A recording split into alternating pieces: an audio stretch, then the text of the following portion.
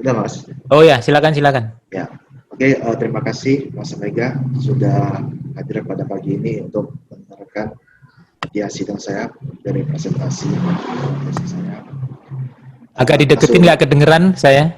ya, Gitu ya. sedikit. Ya, oke, Oke, good, ya. good. Ya. Oke, terima kasih Mas Mega sudah hadir di pagi ini untuk mendengarkan tesis saya. Oke, kita langsung mulai saja. Berikut merupakan judul dari tesis saya yang berjudul Derivative Method for Estimating Stabilized Gas Well Performance during Transient Bursts on Unconventional Reservoir. Nantinya di sini untuk memprediksi stabilitas gas well performance-nya nanti akan dilihat dari flow coefficient. Dan untuk pembimbing saya untuk tesis ini adalah Mas Omega sendiri. Oke. Ini merupakan outline dari presentasi saya hari ini, di mana di sini saya akan membawakan 6 outline. Yang pertama itu adalah latar belakang atau background. Terus kedua itu adalah tujuan atau objektif. Ketiga adalah dasar teori dan pengembangannya. Keempat adalah metodologi. Kelima adalah hasil dan diskusi.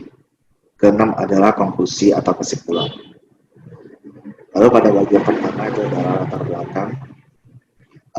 Pada studi ini sudah diketahui bahwa untuk menentukan flow coefficient itu sudah ada beberapa metode untuk bisa menentukannya. Yang paling terkenal itu adalah Rowling sama Gerhardt, di mana mereka itu mengembangkan dari pressure score dan flow coefficient.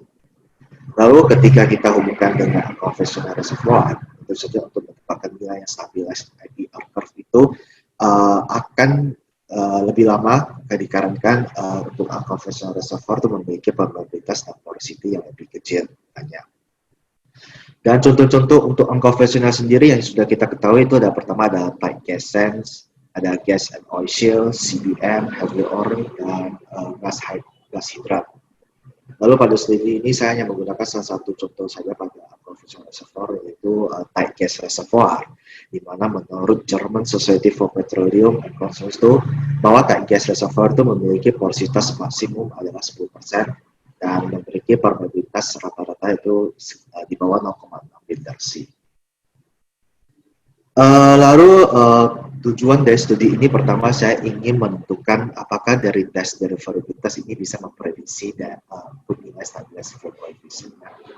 Terus untuk memprediksi stabilitas flow coefficient dibutuhkan time stabilization, apakah sudah sesuai atau tidak. Terus ketiga itu adalah nantinya akan dilihat seberapa jauh dari hasil model dengan validasi yang akan saya bandingkan nilainya berdasarkan nilai awal dan APR. Terus yang terakhir itu adalah saya ingin mencari tahu apakah adanya perbedaan antara APR yang saya buat dari keadaan stabilized dan juga dari keadaan transient. Untuk basic teori dan pengembangnya yang pertama itu adalah flow coefficient, di mana sudah diketahui bahwa tes derivatibilitas merupakan tes yang dilakukan pada gas well yang diukur untuk mengukur performa dari produksi gas tersebut berdasarkan multiple pressure-nya. Sehingga Rowling sama Gerhardt ini melihat dari tes tersebut dan membuat suatu persamaan yang terlihat seperti di depan ini, di mana dia persamaan tersebut itu memiliki flow coefficient dan reservoir pressure dan bottom pressure, dan juga adanya derivative exponent. Lalu untuk dari Hasid dan Kazemi merearrange persamaan tersebut, dia persamaan seperti di bawah itu, di mana dia hanya membuka posisi dari nilai dari variabel flow coefficient saja.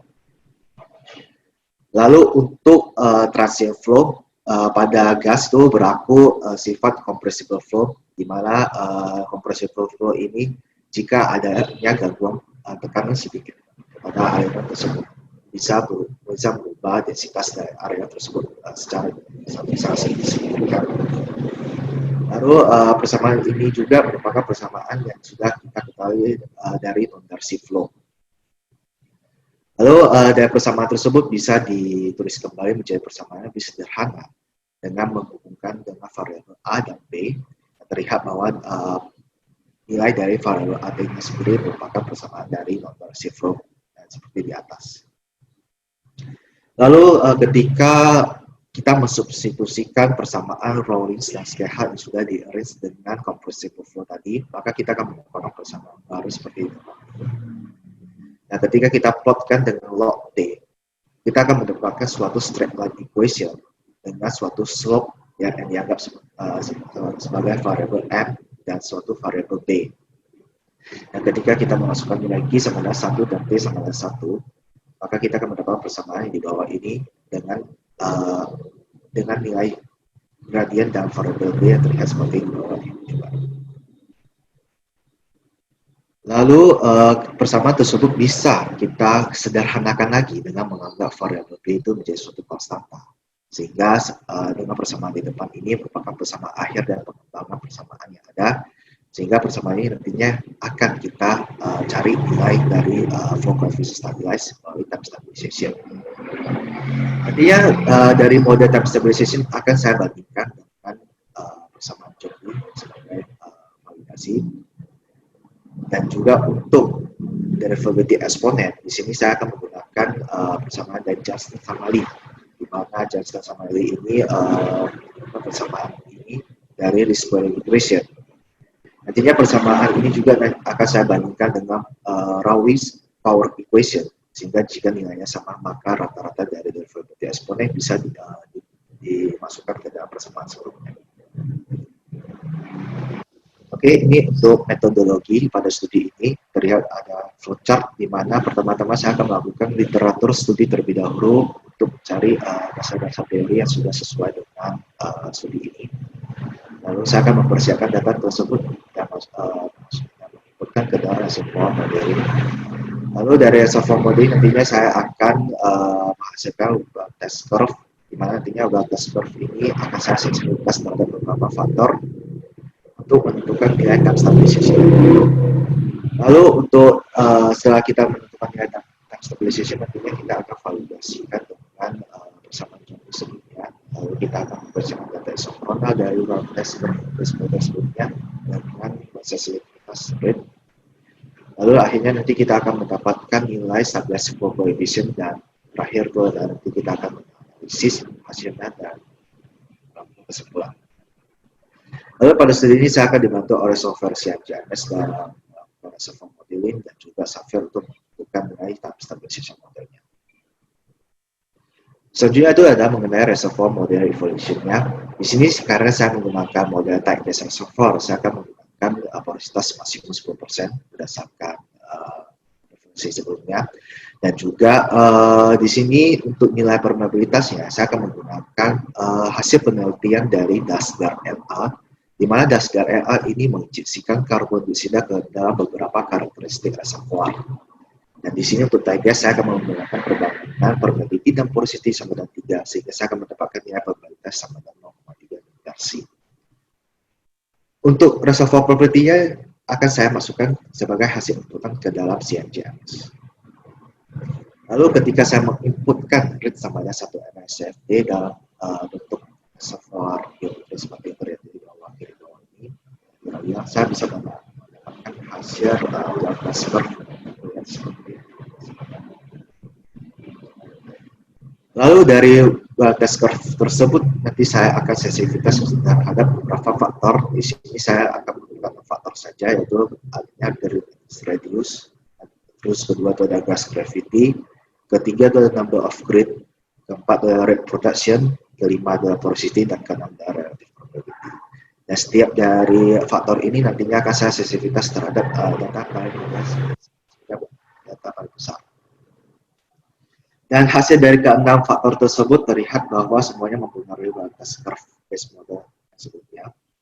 Sehingga dari sini saya bisa mengambil sebuah kesimpulan bahwa nantinya untuk yang pertama adalah radius bisa mempengaruhi batas curve.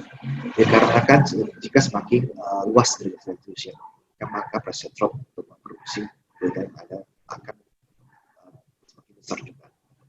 Terus kedua itu ada gas gravity. Di sini jika gas gravity itu semakin besar, maka akan membuat densitas gas juga semakin besar dan kebetulan pressure drop lebih besar juga. Terus ketiga ini ada number of grid. Jika number of grid itu semakin kecil, maka bisa menyebabkan overlapping dalam perhitungan satu grid ke grid lain. dan bisa menyebabkan pressure drop jauh lebih besar juga. Terus keempat itu adalah reproduction. Tentu saja jika ingin memproduksi reproduksi yang lebih besar, pressure drop yang diinginkan juga harus lebih besar juga. Dan kelima ada porosity. Jika porosity makin besar, maka suatu aliran akan semakin mudah untuk mengalir sehingga pressure drop-nya akan semakin lebih kecil. Dan juga terakhir itu ada relative probability. Jika nilai relative probability-nya semakin besar, maka suatu aliran akan semakin mudah mengalir jika tidak. Terus untuk time stabilization, di sini saya akan melihat dari hasil derivative plot pada Sapphire yang dimana inputannya berdasarkan well test based model sebelumnya. Nanti saya akan melihat mean time region dari derivative plot yang ketika jika adanya perubahan pada rate time region, maka masa pseudo steady state atau masa stabilisasi sudah mulai memasuki masa tersebut, dan reservoir itu akan berdiri sebagai tank atau tangki sehingga akan lalu di sini merupakan hasil dari pressure derivative plot pada Sapphire dan terlihat bahwa pada hari ke-571 terjadi perubahan di letter region-nya, sehingga disitulah bahwa masa PSS flow atau steady flow mulai terjadi. Lalu dari hasil model saya prediksikan saya bandingkan dengan Chomsky Equation, perbedaannya hanya 24 hari. Dan kenapa saya menganalisis bagian drawdown pada bagian software Sapphire, karena pertama gas well yang sudah di-share itu bisa menunjukkan stabilitas spatial distribution. Kedua itu bisa menunjukkan constant rate, dan ketiga itu the drawn test itu memberikan informasi reservoir menjadi lebih akurat daripada build up, sehingga ini bisa memberikan hasil prediksi yang lebih akurat juga. Terus untuk flow coefficient stability value, di sini saya akan menggunakan well test curve based model sebelumnya, saya sensitivitas terhadap beberapa rate. Lalu saya mengambil 40 pada sensitivitas tersebut, sehingga dari kurva well test yang terlihat di sebelah kiri bawah ini, saya bisa membuatkan.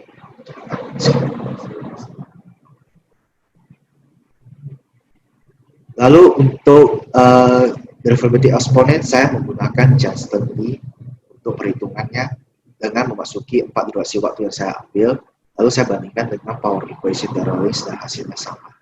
Sehingga ini membuktikan bahwa average derivability exponent ini bisa dipakai dalam perhitungan. Lalu dalam perhitungan tabel di atas ini, saya akan bisa mendapatkan C pangkat 1/n, di mana perhitungan ini saya dapatkan dari persamaan yang sudah di-rearrange sebelumnya berdasarkan durasi waktu yang saya miliki dalam sensitivitas voltage curve. Terus ketika itu saya plot dan terlihat adanya straight line equation, dan ketika dihubungkan dengan persamaan yang sudah dikembangkan sebelumnya, maka terlihat ini. Lalu untuk result and discussion-nya, ketika kita sudah menetapkan persamaan yang diinginkan, kita masukkan time stabilization sudah diprediksikan.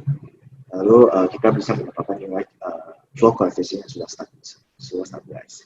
Ketika saya membandingkan antara perhitungan Sapphire, time stabilization Sapphire sama si Johnny, saya hanya mendapatkan error sebesar 3,8%. Cara sama dari time stabilization Johnny, saya masukkan dari kedua persamaan strategi sebelumnya, saya yang mendapatkan perbedaan hanya sekitar 10% terhadap model saya. Lalu ketika itu saya membuat APR curve-nya, dan terlihat bahwa nilai OF itu perbedaannya hanya sekitar 0,322%. Dan ketika saya melihat apakah adanya perbedaan jika saya konstruk APR dari keadaan stabilitas dan dari keadaan transient, terlihat di sebelah kanan bawah ini bahwa perbedaan terbesar itu yaitu 8,41%. Nah, perbedaan ini terjadi karena saya membandingkan antara APR stabilitas dengan APR yang diucap. Jadi semakin kita cepat untuk memprediksikan atau mengkonstruk APR, maka error itu semakin besar dari keadaan stabilitas. Oke, selanjutnya untuk konklusi atau kesimpulannya, sekaligus untuk menjawab tujuan yang di awal tadi. Yang pertama itu tes derivabilitas bisa untuk menentukan nilai flow coefficient stabilize berdasarkan stabilization dan bagian data. Terus yang kedua itu karena perbedaan antara Zhongli dan hasil model saya 3,8%, menurut saya itu cukup relevan karena perbedaan itu terjadi karena si Zhongli untuk menghitung time stabilization berdasarkan rasio property. Terus ketiga itu adalah perbedaan antara nilai AOF dari hasil model saya dengan validasi yaitu Zhongli, yang dimana perbedaan itu hanya saya dapat sekitar 0,3%. Terus yang terakhir itu adalah untuk menjawab apakah adanya perbedaan jika kita mengkonstruk IBM dari keadaan stabilized dengan keadaan transient dan didapatkan error sebesar 8,41%. Tapi jika diingat lagi bahwa 8,41% ini satuannya dalam keadaan MMSFD sehingga ini cukup memberikan pressure error yang cukup besar juga. Oke, sekian dari studi saya pada tesis ini. Berikut adalah beberapa referensi yang saya ambil. Sekian dan terima kasih. Oke, good Calvin. Nanti mungkin yang penting itu kan pada waktu sidang itu kan ini tadi agak nggak jelas, jadi mungkin nanti kamu cari koneksi atau ruangan yang ini ya, yang baik ya, supaya nanti pada waktu sidang nggak ada masalah tidak terdengar dan sebagainya lah gitu ya gitu. Tapi overall ini sudah oke gitu ya. Yang perlu diingat lagi bahwa ditekankan lagi bahwa transient data pengaruhnya terhadap inflow performance itu apa gitu. Karena kan kita tahu bahwa sebenarnya inflow performance yang dipurpose itu asumsinya adalah datanya data stabilized. Sedangkan kalau data transient otomatis seharusnya nggak bisa digunakan. Tapi saat ini kan banyak tuh yang nggak ngerti terus kemudian ya pokoknya digunakan aja lah. Dia nggak peduli itu transient atau enggak. Yes. Johanna sama Hidayat ada mau ditanyakan? Enggak, Mas. Gak ada, Mas. Udah cukup bagus. Oke, coba slide share-nya di ini dulu. Di share. Ya, di share dulu. Nanti kita Hidayat coba di ini semua Hidayat. Videonya di on kan supaya kita kelihatan lah gitu. Oke, terima kasih. Ya, Mas. Sama-sama, Mas. Semoga nanti lancar semua lah ya, Calvin, Siap, Mas. Johan, Hidayat. Dan Siap, setelahnya mungkin supaya apa? Ya, moga-moga bisa setelah lulus nanti bisa dapat kerjanya cepat ini. Johan sih sudah kontrak lah. Ya, Mas. Kalau Calvin sama Hidayat ya sudah kontrak lah sama perusahaan kecil yang di Sabuga lah gitu. Baik, thank you atas waktunya semua ya. Okay. Nanti kita moga-moga kita lancar semua nanti di sidang. Oke. Thank you. Oke. Sama-sama. Oke, silakan kalau mau load off saya mau nge-save dulu ini. Ya. Oke, Mas. Oke, thank you.